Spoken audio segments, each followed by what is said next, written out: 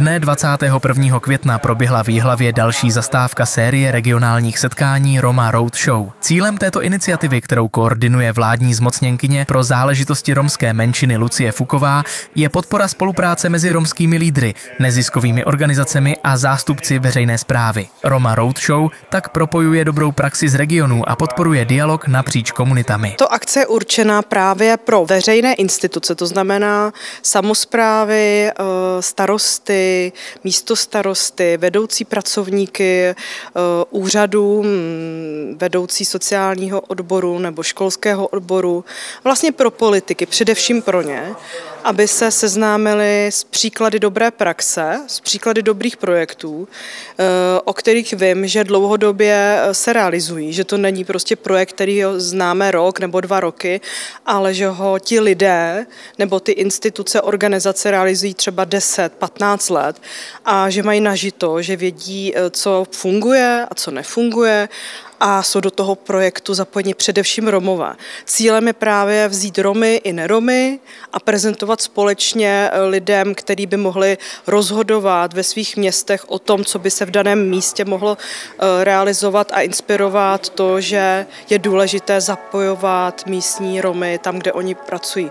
Také zastoupení Ostravy Přívoz, byl tady místostarosta, je to vlastně pozitivní, že přijíždějí i ty politici, vlastně byl tady i starosta Telče, což bylo hodně jako hezké, a taktéž tady byli zástupci i místních lokálních médií a byli tady celou dobu a od nich máme zpětnou vazbu, že je důležité právě hovořit o těchto tématech otevřeně, bavit se o pozitivních příkladech, ale i negativních, i taky, jak to zpracováváme my samotní Romové, jak my sami sebe kritizujeme, protože je dobré hovořit o těch příkladech, že to jde, ale současně o tom taky, že jako v našich řadách máme nějaké překážky, nějakou averzi, i svoje vlastní předsudky vůči třeba majoritě. A o tom je potřeba hovořit, protože bez jako oboustranného jako hodnocení se nikdy nikam neposuneme, a to, že budou pomáhat Romům jenom lidé z majority nebo jenom Romové, považuji za špatnou cestu, protože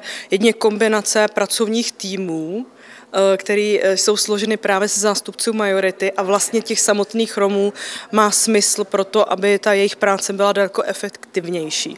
Protože dlouhodobě sleduju realizování různých projektů. My projekt zrealizujeme, utratí se spousty milionů korun a jenom si očkrtneme, že ten projekt prostě proběhl, naplnili jsme indikátory, ale pak se moc nekouká na to, co to těm lidem dalo. A věřím to, že pokud se samotní do toho Romové zapojí, tak ta efektivita a dopad těch samotných lidí tam, kde žijí, má daleko jako větší šanci pro to, aby se to změnilo k lepšímu. Na dnešní Roma Road Show v Jihlavě jsem promluvil o stipendijním programu organizace Roma. Mluvil jsem o výsledcích, o tom, kolik studentů jsme podpořili, o tom, kdo nás podporuje a odkud čerpáme zdroje, a taky jsem se dozvěděl mnoho nových inspirativních příběhů, poznal jsem různé organizace a myslím si, že jsem navázal i budoucí spolupráce.